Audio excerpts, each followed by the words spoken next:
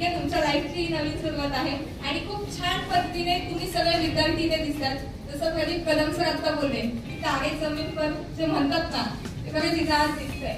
तुम्ही सगळे विद्यार्थी खूप छान आहात, छोटे छोटे आहात. 10वी नंतरचे विद्यार्थी इथे पोहोचलेले आहेत, आलेले आहेत. एक नवीन प्रवास तुमचा आज चालू होतोय. बाकी विद्यार्थी तुमचे मित्र मैत्रिणीचे आहेत, आर्ट्स कॉमर्स सायन्स एज्युकेशन साठी गेलेले आहेत. पण आज तुम्ही हॉस्पिटॅलिटी मॅनेजमेंट ज्याची व्याख्या आज कदम सरांनी खूप छान पद्धतीने सांगितलेली आहे आणि त्या लेवल पर्यंत आम्हाला तुम्हाला घेऊन जायचंय. त्यामुळे सगळ्या विद्यार्थ्यांना मी खूप खूप शुभेच्छा देते. तुमचं जीवन इथून स्टार्ट होते, नवीन सुरुवात होते आणि त्याचसोबत आम्ही सगळे प्राध्यापक शिक्षक तुमच्यासोबत कायम असणार आहोत.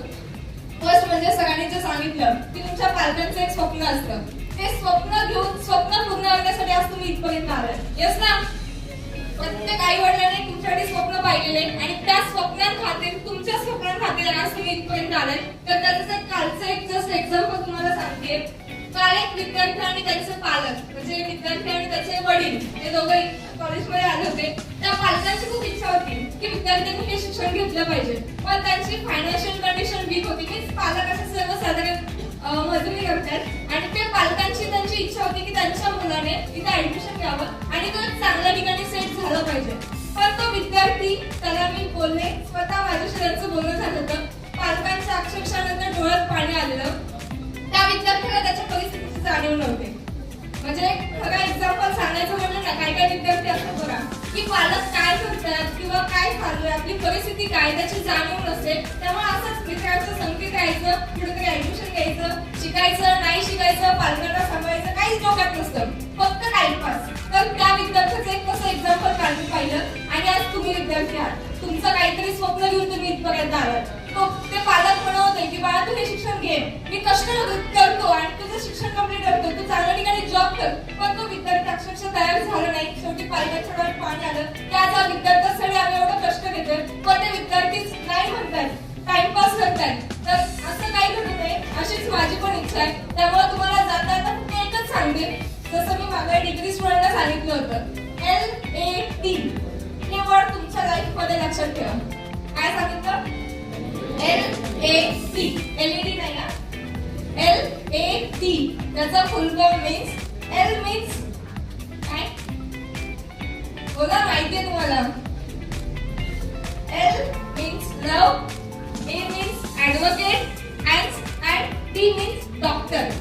या तीन गोष्टी तुमचं जोपर्यंत लाईफ सेट होत नाही, करिअर सेट होत नाही, स्वप्न पूर्ण होत नाही, तोपर्यंत या तीन गोष्टींच्या नादी लागायचं. पहिलं काय सांगितलं? मुलींना तर चांगलं सांगितलेलं आहे, पण सगळ्यांसाठी सांगते, लव. या तुमचं एज आहे, त्या एज मध्ये या गोष्टींकडे जास्त अट्रॅक्ट होतं. त्यामुळे या गोष्टींच्या नादीच लागायचं नाहीये, हे आपल्यापासून काम करायचे. सेकंड म्हणजे ऍडव्होकेट हा शब्द का वापरला की या एज मध्ये भांडणं जास्त होतात. मग त्यामुळे पोलीस केस या गोष्टींमध्ये विद्यार्थी एकदा अडकला की त्याला पुढे काही सेट होता येत नाही. आणि थर्ड मीन्स डॉक्टर. डॉक्टर सोबत आपलं रिलेशन नॉर्मलीच पाहिजे. जास्त आपण टच मध्ये गेलो की आपल्या लाईफ मध्ये आपण पुढे जाऊ शकणार नाही. म्हणजे तुमचा फिजिकल फिटनेस, तुम्ही जर फिजिकली फिट असाल तर तुमची स्वप्न कंप्लीट होतील.